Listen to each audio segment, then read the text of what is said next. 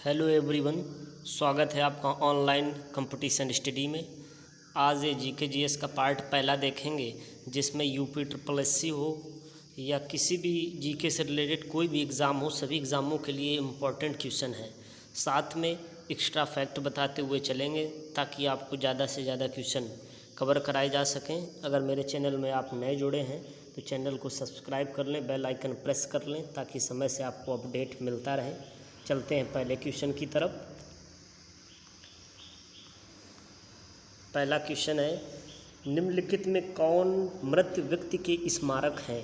ताजमहल, बीबी का मकबरा, इत्माद उद्दौला और डी है सभी। यानी पूछ रहा है कौन मृत व्यक्ति के स्मारक हैं, तो इसका आंसर हो जाएगा डी, सभी ये मृत व्यक्ति के स्मारक हैं। देख लेते हैं पॉइंट वाइज। ताजमहल मुमताज़ की कब्र है, जिसको किसने बनवाया था? शाहजहाँ द्वारा बनवाया गया था। ये भी मृत व्यक्ति की कब्र थी, तो याद रखेंगे ताजमहल किसने बनवाया था? शाहजहाँ ने। शाहजहाँ कौन था? यह एक मुग़ल सम्राट था। 2 पॉइंट आप इससे याद रखेंगे। और नेक्स्ट ये नीचे दिया गया हुआ बीबी का मकबरा। बीबी का मकबरा दिलरास बानो बेगम की याद में बनवाया गया था। दिलरास बानो बेगम की याद में बनवाया गया था। ये कौन थी? ये औरंगजेब की पत्नी थी। बनवाया किसने था? औरंगजेब के पुत्र आजम शाह ने। आजम शाह ने। यानी वो बीबी का मकबरा दिलरास बानो बेगम के याद में बनवाया गया था। बनवाया आजम शाह ने था। कौन था?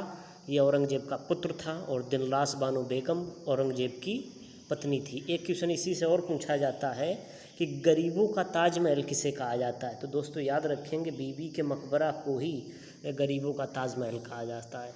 और ये ऑप्शन नंबर सी देख लेते हैं, इत्माद उद्दौला। ये क्या?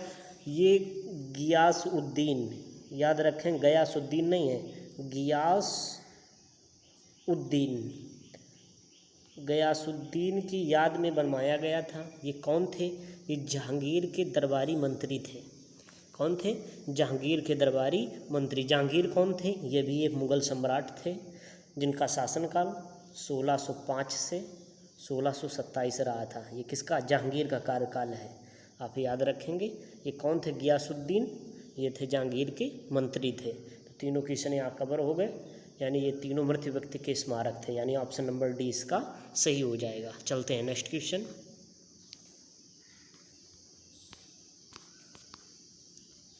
बिंदुसार, निम्नलिखित में बिंदुसार किसका उत्तराधिकारी था? नंबर 1 चंद्रगुप्त मौर्य, दूसरा सुसीम, सी दशरथ, डी सम्राट अशोक। तो याद रखेंगे बिंदुसार का उत्तराधिकारी कौन था, यानी कि बिंदुसार के बाद आने वाला राजा कौन था? तो इसका आंसर हो जाएगा डी सम्राट अशोक। इसमें थोड़ा समझ लेते हैं। मौर्य वंश का संस्थापक था चंद्रगुप्त मौर्य। इसने शासन किया। इसके बाद अगर पूछा जाए चंद्रगुप्त मौर्य का उत्तराधिकारी कौन था, तो हो जाएगा ये बिंदुसार। चंद्रगुप्त का पुत्र था बिंदुसार और बिंदुसार का पुत्र था अशोक। पूछा जाए चंद्रगुप्त का उत्तराधिकारी बिंदुसार, इसमें पूछा गया बिंदुसार का उत्तराधिकारी, तो हो जाएगा सम्राट अशोक। चलते हैं नेक्स्ट क्वेश्चन की तरफ।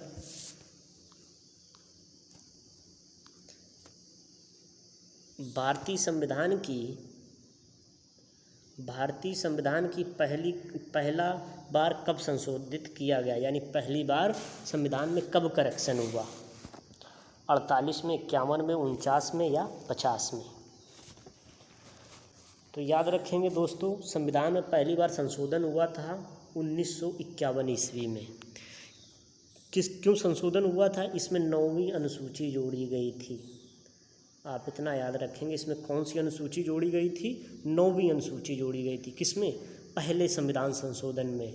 पूछा जाए कि वर्तमान में अनुसूचियाँ कितनी हैं, तो हो जाएगा 12। यहाँ से 2 क्वेश्चन पूछे जाते हैं कि संविधान के निर्माण के समय कितनी अनुसूचियाँ थीं, तो आंसर होगा 8। पूछा जाए वर्तमान में अनुसूचियाँ कितनी हैं, तो हो जाएगा 12। और आप सबको पता होगा 26 जनवरी 1950 को पूरे भारत में संविधान पूर्ण रूप से लागू हुआ था। इतने पॉइंट आप यहाँ से याद रखिए। चलते हैं नेक्स्ट। निम्नलिखित में से किस नदी को बंगाल का शोक के नाम से जाना जाता है?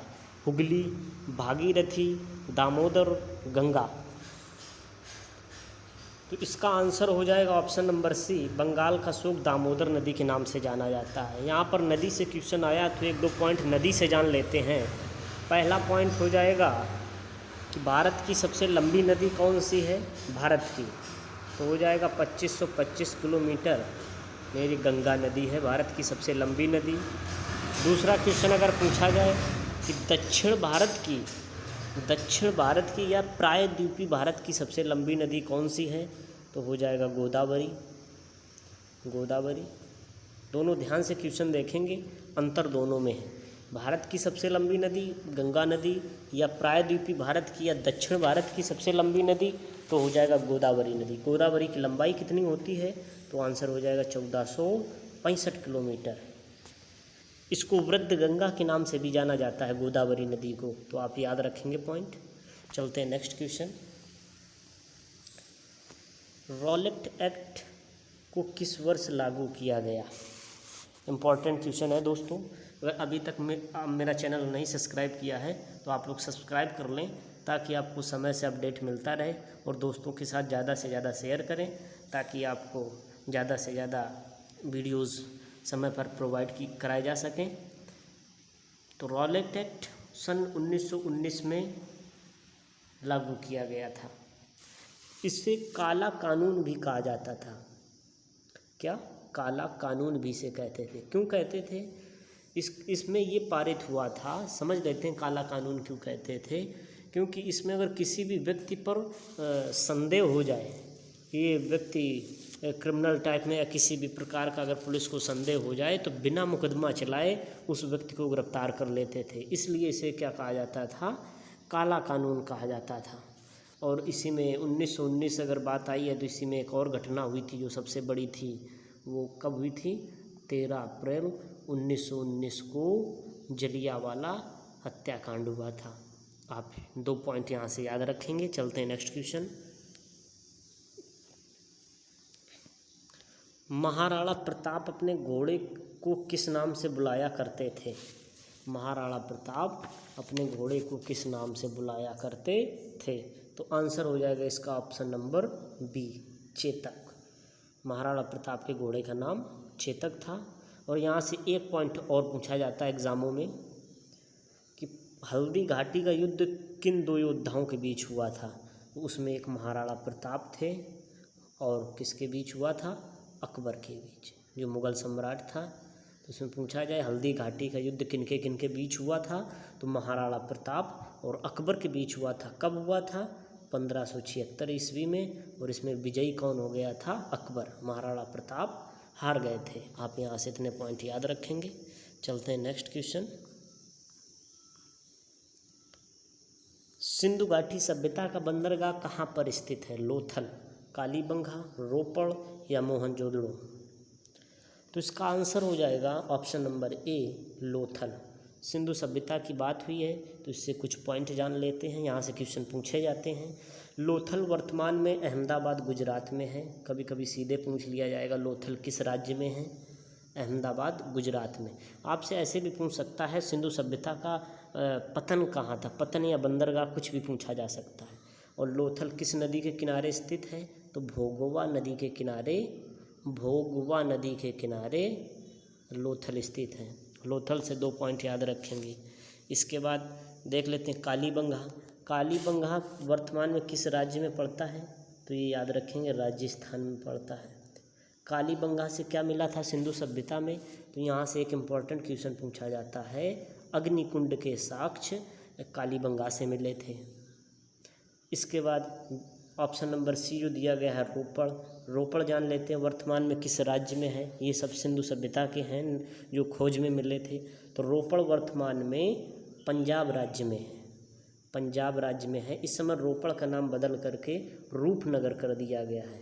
तो आपसे क्वेश्चन किसी भी प्रकार पूछा जा सकता है, ये रोपड़ का वर्तमान नाम क्या है? तो आंसर हो जाएगा रूपनगर। रोपड़ किस राज्य में पड़ता है? तो पंजाब में। इतने पॉइंट आप रोपड़ से याद रखेंगे। और ऑप्शन नंबर डी दिया है जो मोहनजोदड़ो। मोहनजोदड़ो वर्तमान में कहाँ है? पाकिस्तान में। वर्तमान में पाकिस्तान में है। एक क्वेश्चन इसी में और इम्पोर्टेंट पूछा जाता है, किस नदी के किनारे स्थित है? तो आंसर हो जाएगा सिंधु नदी के किनारे। चलते हैं नेक्स्ट क्वेश्चन की तरफ। इसका आंसर हो जाएगा ए रहेगा, लोथल। चलते हैं नेक्स्ट क्वेश्चन की तरफ। सिंधु सभ्यता किस लिपि में लिखी गई है? तमिल, संस्कृत, खरोष्टी या अज्ञात? तो आप लोगों ने पढ़ा होगा कि ये आग्य ऐतिहासिक में जोड़ा जाता है, तो इसका आंसर हो जाएगा अज्ञात। यानी कि इसमें कुछ चित्रात्मक लिपि मिली है लेकिन उसको आज तक पढ़ा नहीं जा सका है, उसी को कहते हैं अज्ञात या आग्य ऐतिहासिक। आग्य ऐतिहासिक इसी को बोलते हैं, जिसको लिखा तो हो लेकिन पढ़ा ना जा सके, उसे आग्य ऐतिहासिक कहते हैं। एक इम्पॉर्टेंट क्वेश्चन सिंधु सभ्यता से बता देते हैं आप लोगों को कि वर्तमान में पूछा जाए कि हड़प्पा सभ्यता में सबसे ज़्यादा साक्ष्य भारत के किस राज्य में मिले थे? यानी सबसे ज़्यादा प्रमाण भारत के किस राज्य में मिले थे? तो वो आंसर हो जाएगा गुजरात में। ऐसा राज्य है जहाँ से सबसे ज़्यादा सिंधु सभ्यता के परिणाम मिले थे, यानी कि साक्ष्य मिले थे। दोस्तों इतने ही क्वेश्चन इसमें कराएंगे। नेक्स्ट वीडियो मिलते हैं। जय हिंद।